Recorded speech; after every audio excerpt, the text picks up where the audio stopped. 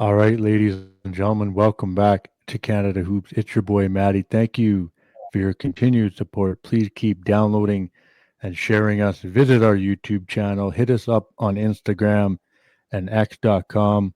Our wonderful guest today represents Winnipeg, Manitoba. She is a former Lincoln Prep Husky, Utah Ute, Wake Forest Demon, Deacon, and of course, she has also represented for Canada basketball. She is Niyah Becker. Niyah, appreciate you joining us on Canada Hoops. Thank you. Thanks for having me. Yeah, I've been looking forward to this, and like we kind of mentioned before we recorded, always exciting to connect with new people and have new friends join us and share their story. How are things, Niyah? Let our listeners and the Canada basketball community know how you're doing, just kind of where life is at for you right now. Life is good. Everything's going pretty well. Just finished up my second season overseas playing professionally in Spain. So got back maybe about a week ago and just kind of getting back in the hang of things at home, getting back into, resting and then back into training soon and hanging out with family and friends. So I'm happy to be back and it's always a good time in Winnipeg. What's obviously probably a time for reflection and finish second year pro, like you said. Just what have been maybe the takeaways from this season for you? Maybe just in terms of your game, and then just and being a pro, right? Like it's a new um, way to play the game. Obviously, a new part of your career. What's kind of been that the thought process and the takeaways after your second year? For sure, I would say the mental aspect, like playing overseas is definitely a mental game at some points. Like it's physical, you got to prepare, make sure your game is good, but at some point it becomes really mental with because sometimes you have coaches that don't speak English, or it's a system that you're not used to, or just a different way of life. So you go overseas and you're living differently than maybe how you're used to, and you can't let it affect how you're playing, or just the game is going, how you're getting coached. It might not be how you're used to playing like college or high school. So being able to like mentally just kind of ground yourself, coach yourself, make sure that you're good, is really helpful. And that's something that I definitely learned this past season, which is the mental game is probably more important than the physical game at times. What I know that your first year was in Slovenia, correct? And then Yeah. now in Spain. So, um, I guess what were you expecting heading into Spain? I mean, obviously, a lot of guests that have joined us, like obviously playing in Spain is really nice, great place. Usually the leagues are good and the weather and the lifestyle, but maybe just touch on the differences, and just um, and coming out of that, like what's a goal for next season for you? Yeah. No, playing in Spain is really great. Like I wanted to go to Spain because it had a really competitive basketball league Yeah. for the women's, and also because it's a great place to live. Like it's very laid back. It's very inviting. Like there's super nice places to live where it's always sunny. Like I lived in the Grand Canary Islands for half Wow. of the season, so it felt like a vacation, honestly, outside of basketball. Just you can go to the beach, and you can't get that everywhere. So that was great. And basketball wise, like the competition was really good. I think top to bottom, our whole league, it was super competitive. Like the bottom team could have beaten the top team. And I think it did happen sometimes. Like there would always be upsets, and it was just like a testament to how strong the league was top to bottom. So that was a big appeal for me going to Spain, just to kind of level up my game and just to like stay competitive and just keep pushing myself. That was a big goal. So I was happy to be able to play in that league and learn a lot. Um, and for next season, you said a goal for next season? Yeah, like just each year you're growing, right? And you're looking Yeah. at what's probably needed for you and being part of a team. I'm just wondering if you've kind of maybe had a goal in mind already as you head to your next season. Yeah. Well, right now I'm in the reflecting process of this past season, but definitely a goal is to like I continue to like compete at this level. Like it's a strong level, first division Spain, and it's definitely a goal of mine to like continue to keep getting better and continue to play in the top levels. So I would say I want to continue. I want to probably go back to Spain, hopefully, and just keep getting better. Love it. Well, let's kind of go back, talk about growing up in Winnipeg and and running around with friends and family and loving the game. Just talk about, basketball coming to, taking shape for you and maybe playing other sports. I'm just curious about how that all started. Well, I come from a basketball family, so pretty much from a really early age, I've been playing basketball. It pretty much started, I want to say when I was about 5 or 6. I would go to the U of M with my dad, and we would just go on Saturdays and kind of like play around in the gym, the squash courts. We would do like ball handling and like hit the balls against the wall. We would go to the track and run, and then we would finish up at the pools and like just swim around and have fun. And then we would end it with McDonald's. That would be like my treat, my little incentive as a 5-year-old. Yeah. Yeah, that's how I kind of really started getting into just like being active and like sports and just all encompassing every sport.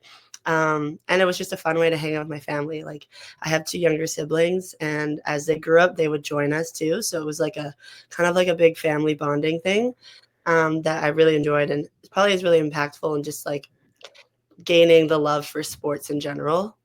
But growing up, I did a lot of sports. I did track, volleyball, badminton, uh, cross country. I didn't really Yeah. want to, but when you're in basketball in like elementary school, sometimes they make you. Um, but yeah, everything was fun to me. Like sports is just how I met all my teammates that have turned into like some of my best friends that I still am close with to this day. So sports is a huge part of my life, and whatever sport there is, I'm gonna do it. It's fun. I'm gonna do it. Who okay, put it out there for the family when they watch and listen to this. So who's the best hooper in the family? Let everybody know. It's me, obviously. No, Yeah. I have to hold on to the title for now, but I'm sure they'll all surpass me at some point. Like Yeah. we're all competitive. My brother loves to play me and my sister one on one, and he loves to trash talk us. He's 15, but yeah, so I'm sure he'll get up there. So for now, it's me though. I'm not gonna give them the title. Yeah, that's what I was looking for. Your brother's Kai, right? Yeah, Yeah, I think shout out Kai. I think I saw he was starting to follow the pod there, so we'll nope. show him love there. Bye. Yeah, appreciate that. So and obviously like family influences in terms of the game, but did you have when you're coming up like another player you always really liked or enjoyed watching or always thought their game was nice? Anybody stand out for you? For me, okay, so this is a funny story because I know Emily was on the podcast earlier before, Yeah. and I never knew, like, I never met Emily until my first senior women's national team camp, maybe like 2 summers ago. But like, Wow. yeah, and we live in the same city, like 10 minutes away from each other. But she's a couple years older than me, so our paths never really crossed. Yeah. But I remember, I think it was her first provincial team tryouts. It was like 15U, and I was probably 12. Like I was watching from above, and I remember watching her, and that was like when I first saw her and like kind of like knew who she was. And from then on, I was just like she seems so cool, and like the coaches, like my dad's a coach in Manitoba, and like just growing up around coaches, like they would always talk about her and how good she is. So growing up and hearing about her and then meeting her like years later, which is so weird. I think Yeah. that was someone that was definitely cool to like look up to or just hear about just in the city that was doing great things. And she ended up going to the University of Utah, which is where I ended up going. So Yeah. kind of just like, I guess, following in the Canadian footsteps a bit was really cool. Yeah, shout out. I mean, Emily's she's cool. I loved the conversation with her, and then Mm. chatted with her a little bit last summer in Victoria as well, and then seeing the team play there. And yeah, no, I always like like when there's people right around you in your community that make an impact. I always think that's really cool, right? Because you can see people from afar on TV or whatever, and maybe not as relatable, but to have someone right in front of you that's doing it and doing what you want to do is always Yeah. really cool. I wanted to ask about, you're getting to the point where obviously your game's developing and um, you're playing provincial level stuff and national ID, and then you decide to go from Winnipeg to Hamilton to play at Lincoln Prep. Just take me through that decision.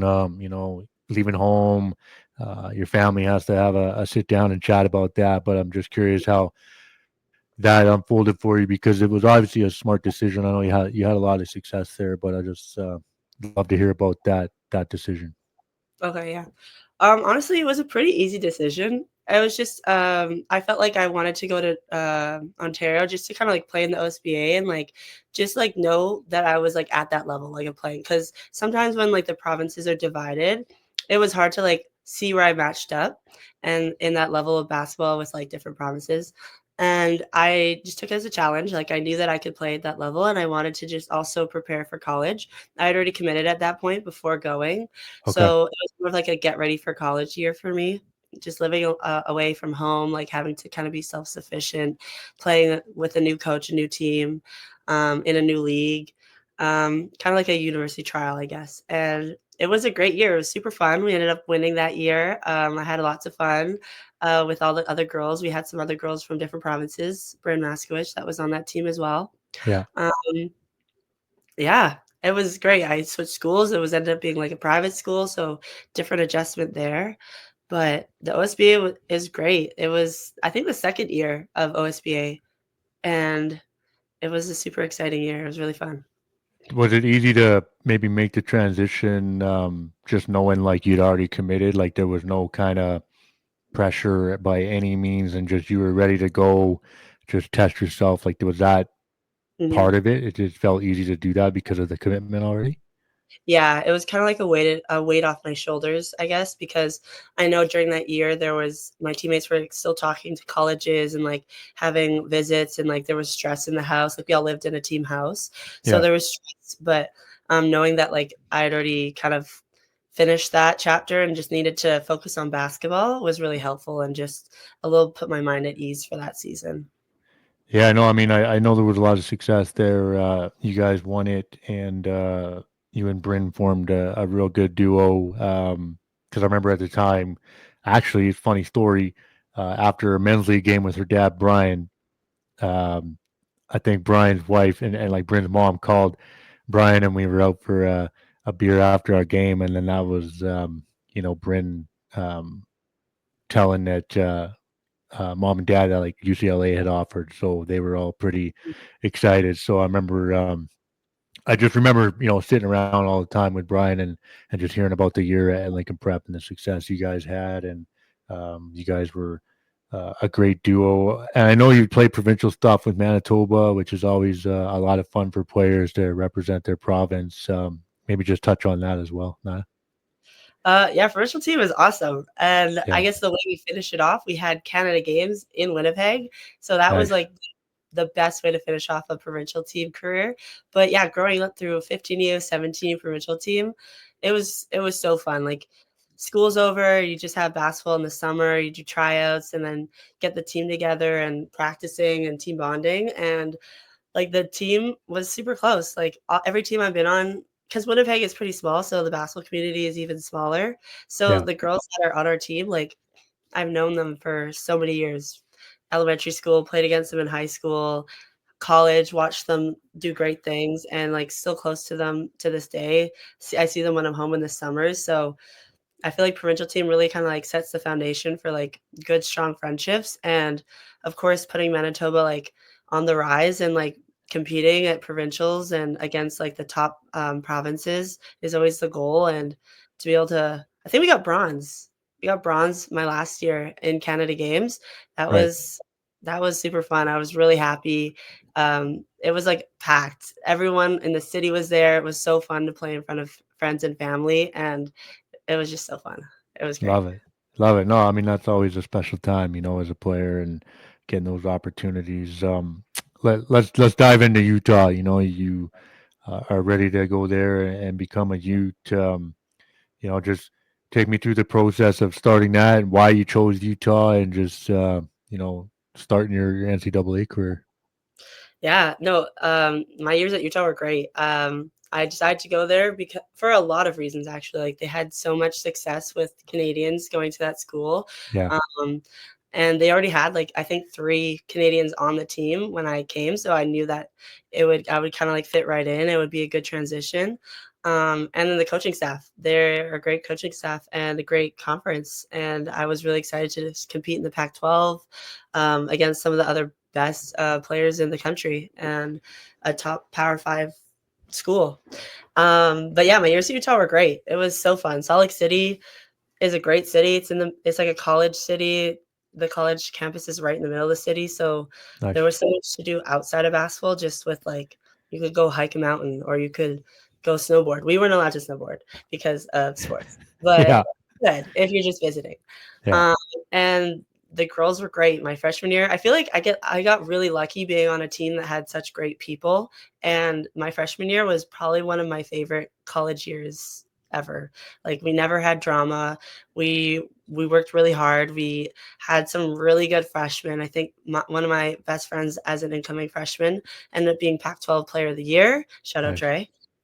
So it was a strong year, and we had really great seniors too. Megan Huff, who ended up getting drafted that year, after that year, and Denisha Provo and Erica Bean. We had great players, and unfortunately, we had a lot of injuries towards the end of that freshman year, so we didn't end up get to finish the way we wanted to, but it was super fun. And then leading up to like second and third year at Utah was still great. We had good people coming in, great freshmen that kind of came in and like started to lead the program. So it was a super fun time. I had no complaints about Utah. It was great.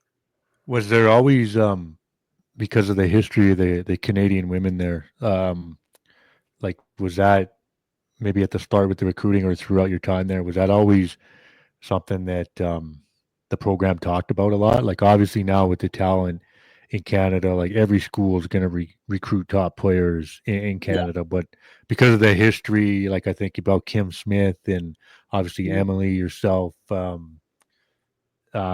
Paige went there, like so many really outstanding Canadian women. Like were they always kind of putting that out there or just maybe like touch on that? It was definitely like a recruiting topic for sure, and just Okay. like in the facility too, there would be murals, and some of the Canadians were up on the murals. One of the Plouffe sisters, Yeah. and then Kim, they it was like the history, like they put a really good impact on the school and the program. Yeah. So it was great that they're also Canadian, and it kind of just led the way for sure for other Canadians to see that and be like, oh, that could be me too, or like I could go and do that. And it was a great reason to go there. Yeah, for sure. And then you go to Wake Forest as well. Just take me through that. The decision to do that, and your time being a Demon Deacon, and you go really from Pac-12 to ACC, two great conferences. Just maybe style of play and what Wake Forest was like for you. hmm Yeah, I was really lucky to, transfer and still be able to stay in the Power Five and compete at Wake Forest, which is also a great time. Just being there it's a total different, like being in like the mountains, Utah, and then coming to like East Coast, Yeah, Winston-Salem. It was definitely a difference. But I liked it. I like, switching it up, living in different places. So it was really fun. Being at Wake was really cool. Just the basketball, my first year, the basketball aspect, the ACC is super competitive, just as competitive with Pac-12. So kind of felt like jumping into like familiar shoes at that point. And just, the way we played that year was pretty much fast in transition. And then we would, slow it down if we had to. And we had really skilled players that, could make tough shots or just go one-on-one. And, our defense was pretty solid. So it was a great first year. That was my first year at Wake, and then we had a coaching transition, and it was kind of like a new school. It kind of felt like just like another transition in a new school, but to be able to end my career at Wake was nice, and the degree at Wake is unmatched. I was really blessed and lucky to graduate from a really good school. yeah, no, that's cool to hear, and you're obviously a player and a person that seized opportunity and took advantage of things that lied ahead for you, and two great schools. I wanted to ask, like, the NCAA has changed a lot, the landscape with NIL and now the portal, like, and obviously the Pac-12 doesn't even exist anymore. It's those No, those schools that you just associate with that conference or playing in other conferences, which is just for like an old hoop head like me is just so strange in a lot of ways. But maybe just if you have any thoughts on NIL and just the portal and the landscape of college basketball and what that really looks like now, if you're if you've really thought about it much. yeah, it's like almost like a totally new world.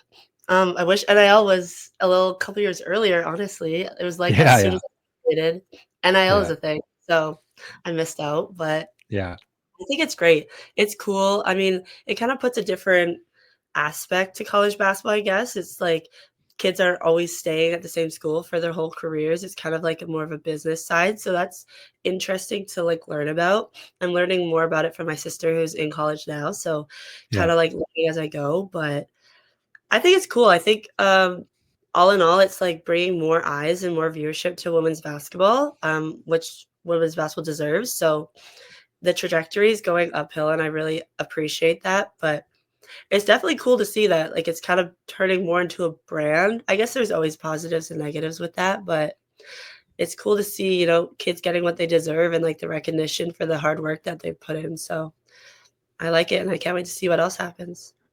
Yeah, I think it's I mean, obviously I'm not associated with it anyway, but just knowing, what the game was, how it was starting to go, and the product, like, um, I think it was time that players had some opportunity that way. It was going to be inevitable, I think. And then I think it's interesting for a program perspective too. Like if you can stay really consistent as a program when players are coming in and out, and be really competitive. And obviously, I think about like the tournament that just finished, and UConn. I mean, they're not going to have a lot of players probably leave that program, so they can Mhm. stay consistent. But it's um it's interesting to see how programs navigate it, and obviously players feeling like if they need a different opportunity or they have that ability now, they don't have to sit out a year, and then obviously you know NIL being such a factor. And I agree with you 100 that for the women's side, the attention and the focus now is elevated, which is super cool. I actually thought straight up this last tournament this year on the women's side was in a lot of ways a lot more interesting and fun to watch than the men's, just because it was competitive and you kind of didn't really know, um, for the most part, like which team was going to really get wins. And the men's, all four number ones went to the final Mhm. four, and which was cool too. But some of the women's games were electric, and I think that is due to some of the landscape now. So how having kind of recently finished your college career, I wanted to get your thoughts on that. Yeah, no, it was super cool. And yeah, I tried Uh, to stay up as long as I could to watch those games, yeah, but the time change yeah. overseas was tough.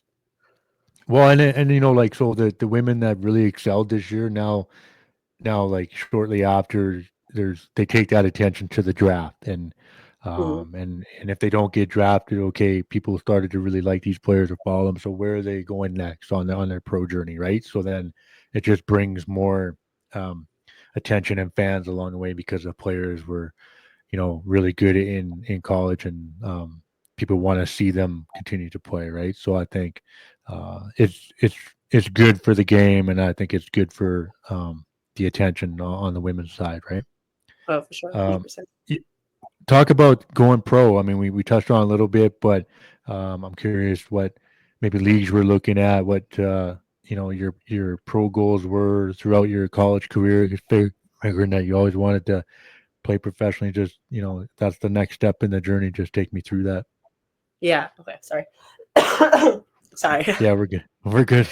So, yeah, no, playing pro was always like the next goal for me. I grew up and I had like this flow chart in my room, and it was kind of like a trajectory of like basketball goals. And it started from community basketball, like U8-year olds, and then it had all the way like going up high school, college, provincial team, national team age groups, and then professional. So following that like my whole life, playing pro was always a goal. And like coming out of college, I was really excited to kind of just see where I landed. And because coming out of college, like you don't really learn a lot about like agents or overseas. So everything was kind of new to me. Like graduated and I basically knew nothing again. So it was a lot of learning on the go, a lot of asking um, friends who've already played overseas or kind of been where I wanted to go, like what to do, like what should I do? Who do I talk to? Like how do I get started in this? But once I got an agent and kind of started to get the hang of things, I kind of put my goals on, I wanted to play in the top divisions in the most competitive countries, or I wanted to play here or there. So my goal was always kind of that. Like I wanted to be competitive and I wanted to end up eventually in Spain. And that's what I did after my first year in Slovenia. So I'm really happy to, kind of be hitting the goals that I've set for myself. And I just want to continue to do that. Yeah, I think, like we talked about it, and the pro life is obviously different, and there's expectations that, the team has, and you have to be ready, and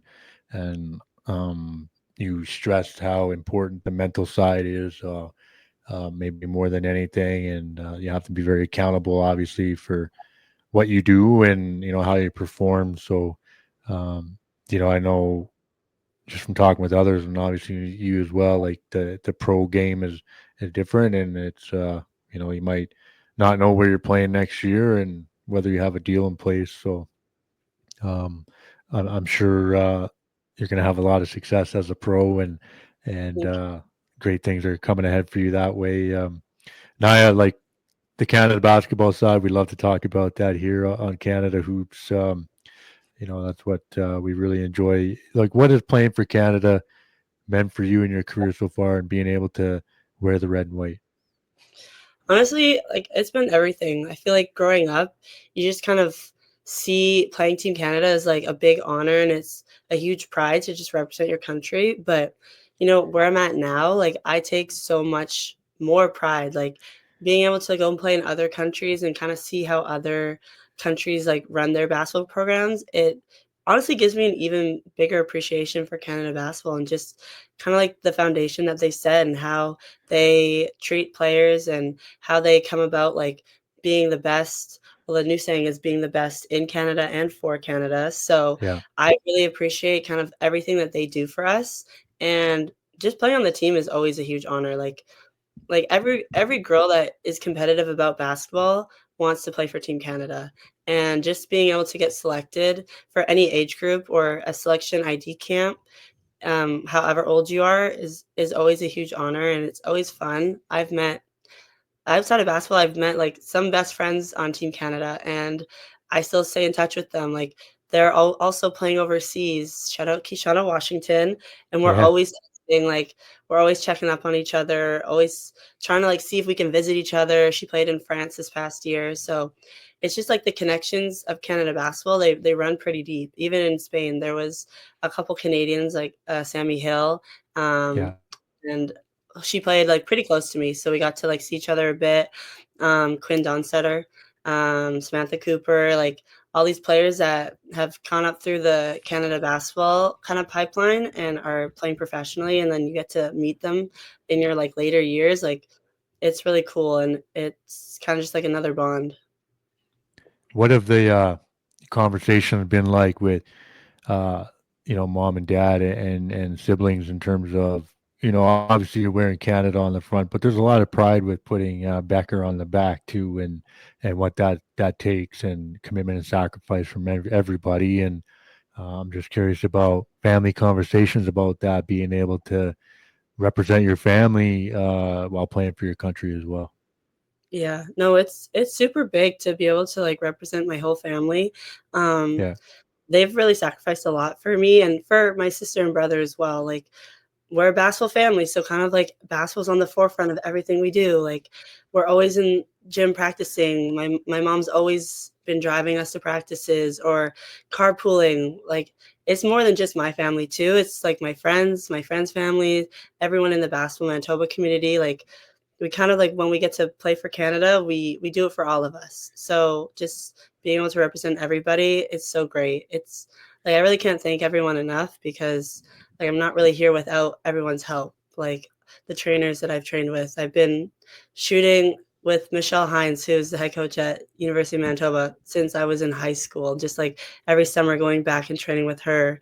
And last summer training a bit with the men's team too. Like it really does take a village, and I'm really appreciative to everyone that has helped me get to where I am and has really supported me because it's really a family, and it's great to be able to represent and be able to kind of show that all the hard work that everyone else has put into me is kind of paying off in little dividends here and there.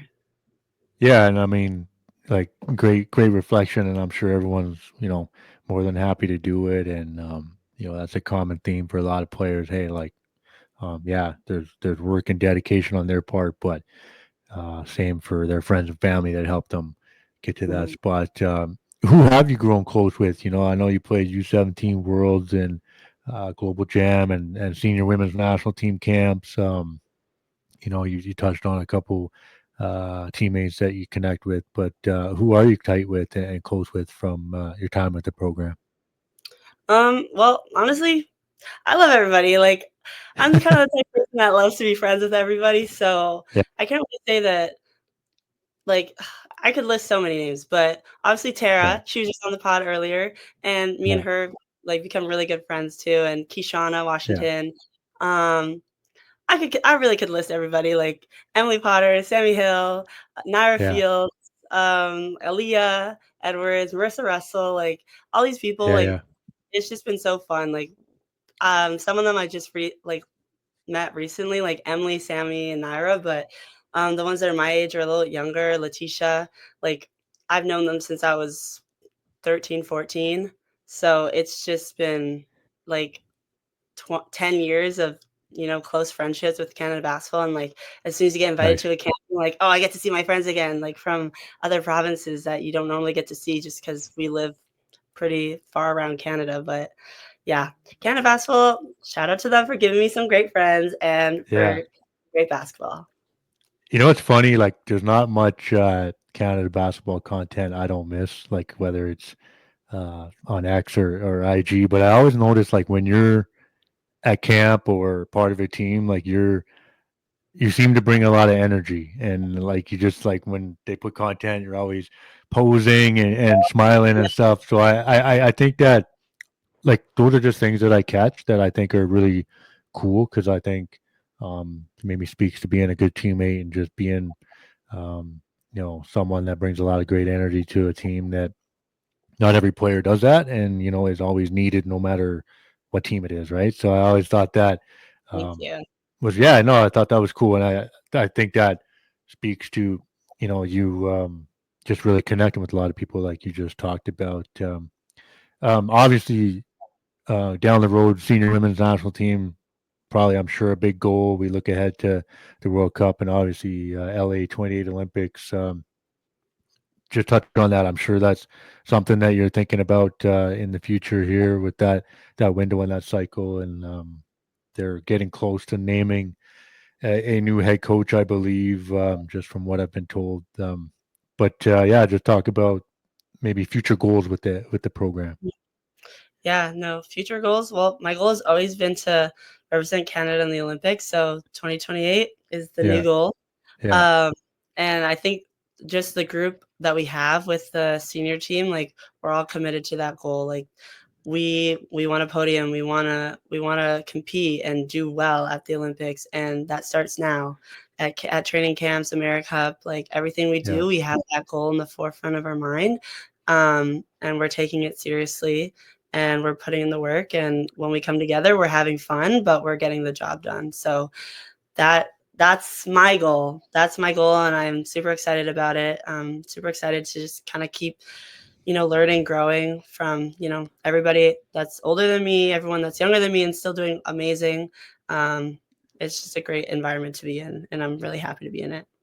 yeah. I think it's an exciting time. I know last summer in Paris wasn't the result, and then there's been some turnover with the roster and obviously the coaches and stuff. So I think the program is excited about what's coming down the road for both women and men's side, and those of us that follow it are excited as well. And I'm really interested to see kind of who starts really making an impact for the program, and it's super competitive. There's going to be uh, tough spots and Yeah, rosters to fill out. So, which is great. I think it's great for the players and great for the program. yeah. All No, right. it's gonna be Yeah, I great. know for sure. Naya, who is your top five or favorite five for Canada basketball? Okay, so my top five for right now, I'm gonna have to go Steve Nash, Nice. the Plouffe twins, both of them, they're killing it, 3x3. Well done. Um, I'm doing SGA as well because he's always killing it. Mhm. And I'm putting Aaliyah Edwards in there because shout out Aaliyah, she killed it at Unrivaled, and yeah, she's doing great, and I can't wait to see her next steps. Yeah, listen, that's a great five. I like Yeah, I like the differences in it, in the history and current stars like that's a I love the five. I like listen, man, Steve is like yeah, just my favorite, Yeah, I mean he's awesome. And it's cool to see him doing some new pods and content now too. And I'm pretty sure all of us in Canada figure Shea's going to be the MVP this year. And um, yes, yes, really, that's that. He deserves it. I oh yeah, a little note I saw is that you love movies. Yeah, Uh, wait, how did you know that? well, you got to do a little digging and a little research. I can't remember if it was on the Utah page or maybe Wake, but I love movies too. Give me your favorite basketball movie. Oh, that's actually a good question. Favorite basketball movie? Yeah, Okay. It used to be Love and Basketball, but it's not anymore. That was my growing up favorite movie. yeah, Um, I'm gonna say it has to be probably Coach Carter. nice, Yeah. nice. Yeah, no, that's a classic. It's I saw the movie thing that you enjoy them, and I'm like, oh, I gotta ask that. So, What's your um, favorite basketball movie? man, okay, I love He Got Game. Like that's you Oh, know, it came out in '98, and so I was 16, I think, and just kind of really loving the game, and obviously, at the time, like, yeah, I was just the setting and the music and just the storyline itself. And then you know what? I'll throw in. Well, this is going back, but I love White Men Can't Jump too. So that's I haven't seen that one. I'm gonna watch it. I've heard oh about it, and they have Naya. a rerun. They have a remake too. So I Yeah, like the original. the remake sucks. Oh, Like it does? Okay. yeah, Thank you. straight up, it's not good. The original is very good. I'll So watch yeah, it. I'll throw those out there. Any shout outs or thank yous before I get you out of here? And again, truly appreciate this. It's been a lot of fun. No, thanks for having me. I'm gonna shout out Tara because she got me onto this podcast with her shout out. So thanks, Tara. Thank you, Tara. Um, and shout out Women's Canada Basketball. Yeah, no doubt. Yeah, looking forward to just kind of seeing what shapes up for you in the future and this summer and beyond. Appreciate that, Nah. Thank you. Thanks for having me on. It was a great time. That's a wrap on another episode of Canada Hoops. I want to thank Niyah Becker for pulling up. Thank you for listening. Remember to rate and review us wherever you get your podcast. Check out our YouTube channel. Hit us up on Instagram and X.com. Keep supporting Canada basketball and our Canadian Hoopers, and we will see you on the next episode.